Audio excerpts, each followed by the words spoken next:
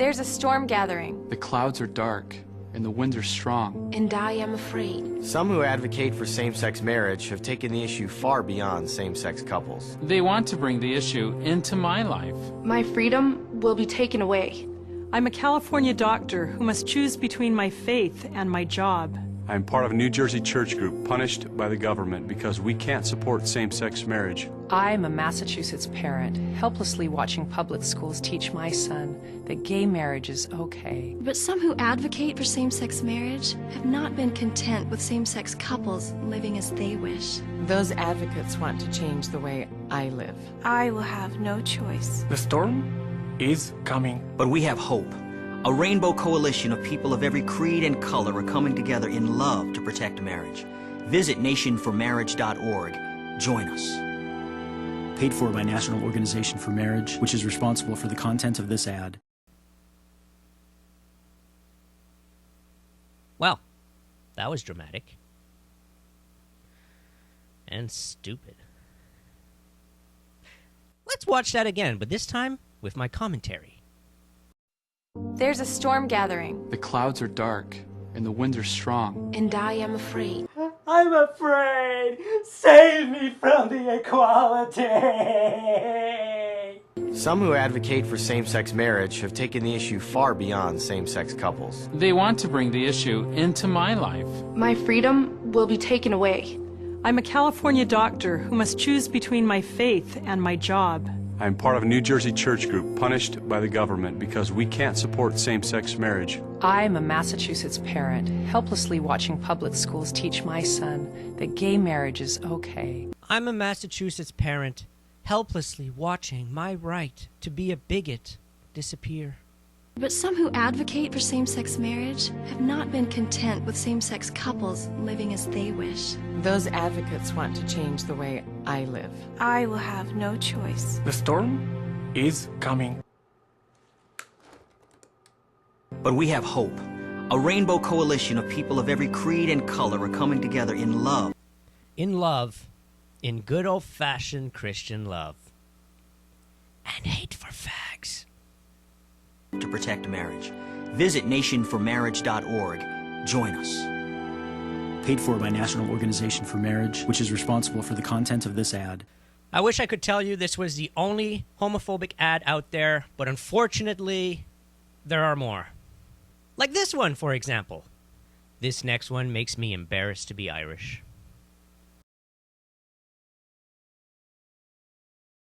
When a man and a woman fall in love, they can get married, right?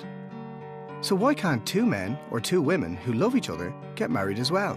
Isn't it discrimination to stop them? Yes! Except, it's not discrimination to treat different situations in different ways. Everyone in caring, dependent relationships deserves legal protection. But the relationship of a man and a woman is unique. Only a man and a woman can make new life.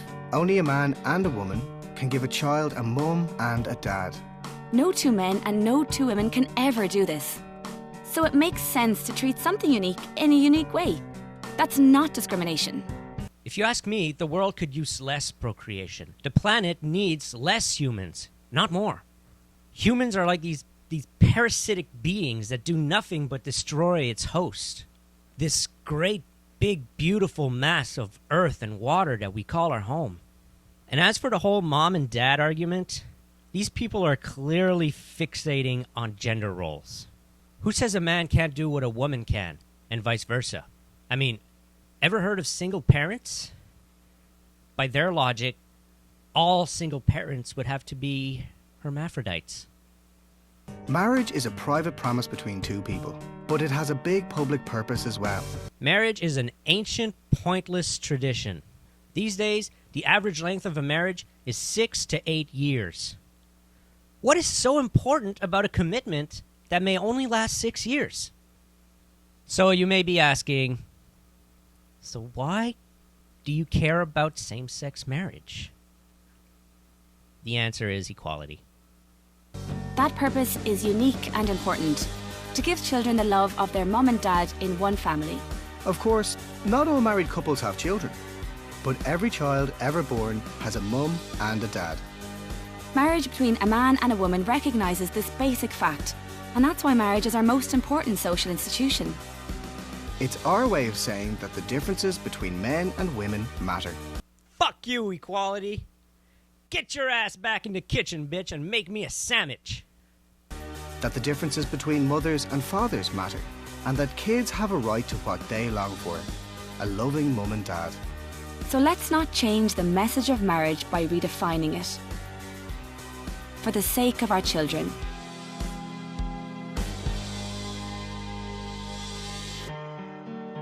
You know, there are people out there who would have you believe that if gays were to get married, then all sorts of crazy shit would start happening. It would basically be the beginning of the end. If that were true, we would have started seeing some crazy shit already. Because as of April 11th, 2014, 15 out of 194 countries allow same-sex couples to marry. The Netherlands, Belgium, Canada, Spain, South America, Norway, Sweden, Argentina, Iceland, Portugal, Denmark, Uruguay, New Zealand, Brazil, France. And same-sex marriage is legal in some jurisdictions of the UK, Mexico, and 19 of the United States. And where's all this nasty evil shit that's supposed to happen? Where's the storms? Where's the wrath of God? I haven't seen anything since same-sex couples have had the right to marry. It's all a bunch of bullshit.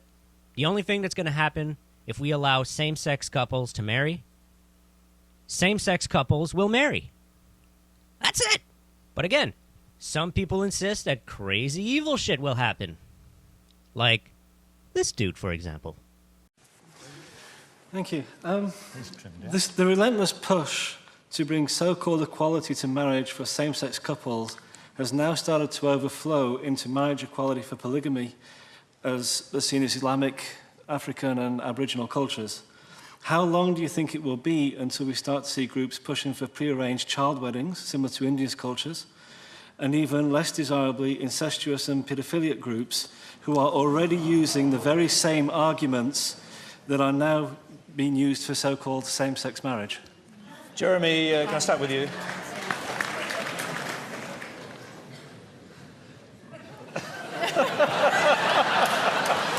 Yeah, Jeremy, what's up with you? That was a real good one. If you're speechless, I can Can get someone else. Can I just say, that is the most weirdest question I've ever heard.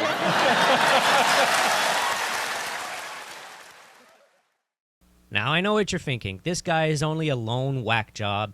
I mean, everyone was ridiculing him. No one was taking him seriously, right? No one could possibly be taken seriously with those views, right? Let's hear what American media mogul and host of the 700 Club, Pat Robertson, has to say about same-sex marriage. We haven't taken this to its ultimate conclusion. You got polygamy out there. How can we rule that polygamy is illegal when you say that homosexual marriage is legal? What is it about polygamy that's different? Well, polygamy was outlawed because it was considered immoral according to biblical standards. But if we take biblical standards away in homosexuality, well, what about the other? And what about bestiality? And ultimately, what about child molestation and pedophilia? How can we criminalize these things at the same time have constitutional amendments allowing same-sex marriage among homosexuals? You mark my words, this is just the beginning of a long downward slide in relation to all the things that we consider to be abhorrent.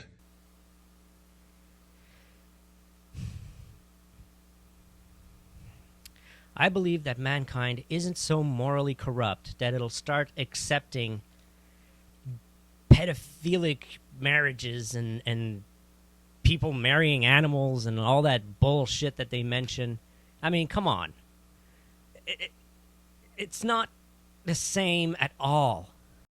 Same-sex marriage is about two people that are of marrying age getting married. The only thing that's different is they are of the same gender, which really shouldn't be a big deal. Who are they hurting? They're not hurting anyone. And Catholics will say, well, the Bible says that Homosexuality is an abomination. It also says that it's an abomination to mix fibers and eat shellfish. But I don't see them saying anything about that. It just makes it even clearer that what they object to is not so much a man's love for another man or a woman's love for another woman, but the actions such as anal sex or scissoring. And what really bothers them is that both these activities cannot produce more children that can be brainwashed. That's it. That's all they care about. Getting more people into their congregation, spreading their bullshit. Enough is enough. This is 2014. Aren't we supposed to be more advanced by now? Smarter? I mean, come on. Let's get rational, people.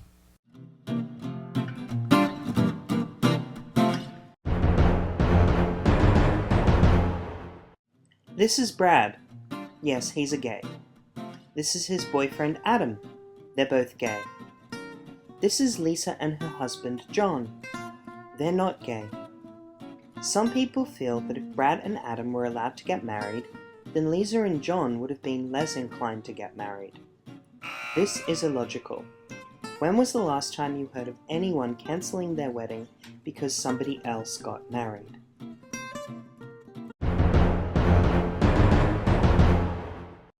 Polygamy is when somebody, usually a man, has more than one spouse.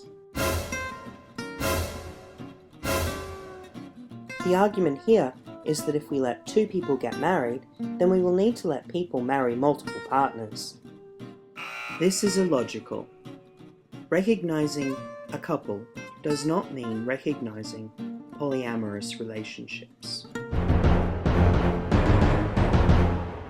Some people believe recognizing gay couples will lead to more gay people. This is like saying that if we recognize Greg and Paul as a couple, Lisa will replace Josh with Jenny. This is illogical. People will form relationships with the people that they are attracted to, regardless of the state's recognition of those relationships. Allowing Greg and Paul to get married will not turn Lisa gay. Remember Brad and Adam? Some people believe that if we recognize their relationship, then it will be easier for Lisa and John to get divorced. Divorce is different to marriage. Statistics from Canada, the United Kingdom, and Nordic countries like Sweden show that gay couples are less likely to get divorced than straight couples. Just like relationships though, the number of breakups is fixed regardless of state recognition. Brad and Adam getting married will not lead to Lisa and John breaking up, just as Lisa and John getting married did not lead to Brad and Adam breaking up. Some people believe marriage equality will make it harder for them to proselytize, or that recognizing relationships will lead to divine retribution. This is illogical. People will either be attracted to your religion or they will not. However, if you conduct yourself respectfully and follow Romans chapter 2 verse 1, then people may be more inclined to listen to you. As for divine retribution, Matthew chapter 7 verse 1 would seem to apply, as would any number of verses in the Bible and Quran that prohibit group punishment. Arguing that God will smite humanity because of marriage equality cheapens the divine and makes God no better than a schoolyard bully.